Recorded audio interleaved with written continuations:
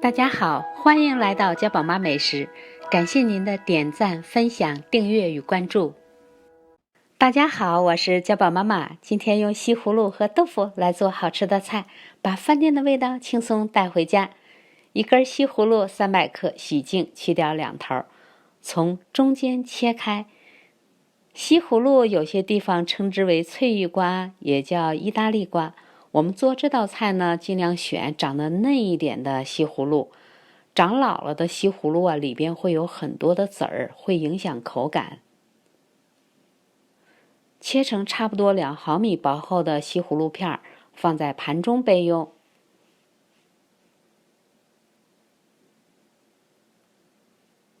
再准备2瓣蒜，去皮洗干净，然后切成薄片备用。做这道菜加点蒜进去啊，炒出来格外的香。再把一个小红辣椒斜着切成辣椒圈备用。这是300克的豆腐，软硬度不软也不硬。我们先把它切成1到1.5厘米的厚片，再整理好切成条，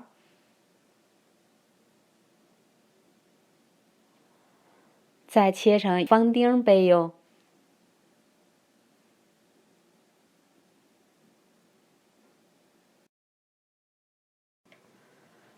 在一个碗里边打入1个或者是2个鸡蛋，我用了1个鸡蛋，加入1小勺的蒸鱼豉油2.5到3毫升，用一个筷子多搅拌混合一会儿，打出泡沫，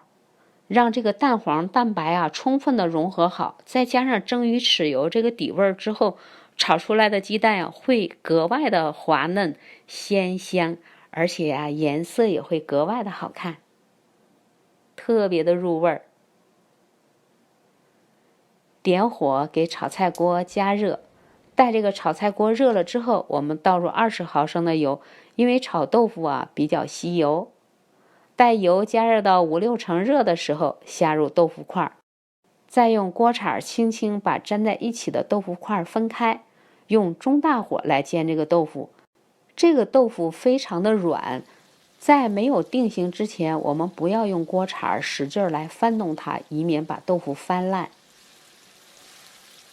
待豆腐定型了之后，我们用锅铲就像这样轻轻的翻动，然后加入蛋液，轻轻的晃动这个锅，千万不要用锅铲现在用力的去翻炒这个豆腐，用大火就像这样，待底部凝固变得金黄，翻翻面，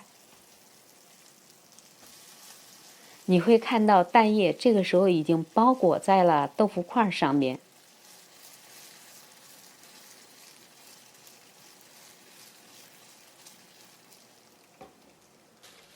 待两面都是金黄，这个鸡蛋液充分的彻底的包裹在了每一块的豆腐上面，豆腐块就炒好了，先出锅盛在盘子里备用。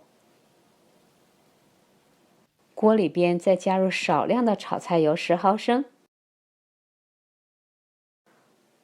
把蒜和辣椒炒出香味儿，放入切好的西葫芦片，大火翻炒。你会看到西葫芦片颜色慢慢的变深了，变软了一点点，这个时候就加入炒好的豆腐块，大火翻炒几下，沿着锅边淋入1大勺的蒸鱼豉油15毫升，迅速的翻炒几下，蒸鱼豉油的味道瞬间就被豆腐吸收干了。再加入少量的白糖3克，再迅速的翻炒几下，鲜香又好吃的西葫芦炒豆腐就出锅啦。这道菜加入了蒸鱼豉油，所以我们就不需要再加盐，也不需要加鸡精和味精，味道就格外的鲜美。几分钟，这道好吃的家常菜就出锅了。喜欢我视频的朋友们，请点赞、订阅、关注、分享吧。谢谢大家的收看，我们下期节目再见。